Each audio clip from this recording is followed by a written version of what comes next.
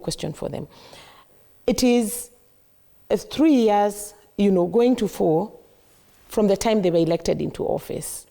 Some of the basic things that you promised in your manifesto, forget about this thing that you're telling us, the National Infrastructure Fund, and we have to wait for 7 to 10 years to actualize some of the things that you're telling me. There are things that you promised. I'm a mother. You promised us diapers for our children. You promised us very basic things. How come we've not been able to achieve these small things? And now you want to take us to Singapore. You're thinking about a very big plan, yet you've not implemented the smaller things. Where is the problem? And by the way, to me, and I think I've said this before, the problem with our country is that we depend so much, our politicians depend so much on politics of personality and sloganeering. We had the hustler versus dynasty. We had the bottom up. I do not even know what that meant, because Kenyans are suffering more. They were suffering in 2021, 2022. They are suffering more today. We can feel it. I hear some people say that SHA is working. I hear some people say the education system is working. Of course, we know those are lies. It could be working in some places, but it is also failing in some places. Now, I would like to understand, as Mwananchi, as Wanjiku, I would like to understand, if we are not able to implement these smaller things, if you're not able to deliver this one, why do we have this bigger idea that we're going to deliver on the big ones? Is it now just another opportunity for sloganeering and saying Singapore going to... And now, by the way, even in the villages, everybody's saying, I was on another show yesterday, and the person who was hosting me said, tunaenda Singapore. So it has already taken off. So it's just a slogan to me. Yes, and beyond the slogan. I think it's good we become realistic and understand the building blocks of all these issues and be able to connect. When we talk of moving the country to the first world, it is not just about building roads or railways. It is about getting Kenyans out of pockets of poverty and reducing the poverty index in the country. That will be the measure of moving to the first world, which indeed is the big agenda and goal of bottom-up. What is the bottom-up? It is mobility from pockets of poverty to the higher level. And it doesn't happen when you get elected. It is hard work.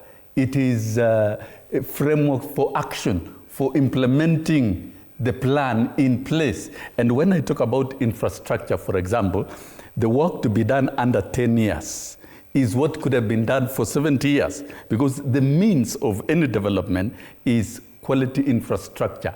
That is to do with roads, to do with power infrastructure, to do with water infrastructure, to do with the airports infrastructure, ports and the rest. And that plan is in place. It is budgeted for. It has been approved. It will work. The question that those who are apprehensive about it should be asking is the how and the accountability process of all this. And it's not a new thing. The president is implementing his own plan. Some of it will drive the development of the country beyond his presidency. When another Isn't that an issue of escaping when another president succeeds, when you make promises beyond your presidency, succeeds, no sane president will depart from the right trajectory of development path of a country. My question now, is... let me come back. Before you ask your question... escaping accountability by making promises beyond his presidency? Before you ask your question, she asked a very valid question, that we are not seeing the diapers, we are not seeing ABCD.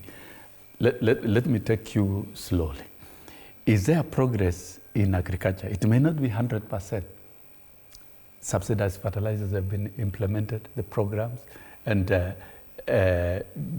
all the different sectors of agriculture, like cane farmers, are being paid now weekly. There are a lot of reforms in that sector, and we are likely producing we might not import sugar again, so the importers' cartels who have been making business are being pushed out, and the farmers are benefiting.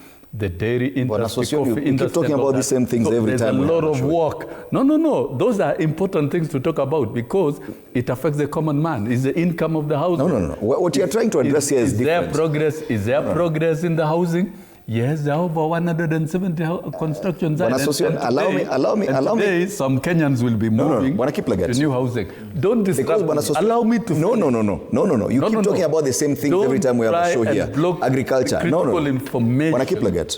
This president has been criticized for making promises that he doesn't deliver on. That's the approach we have. Now he's talking about a very ambitious plan that he has said that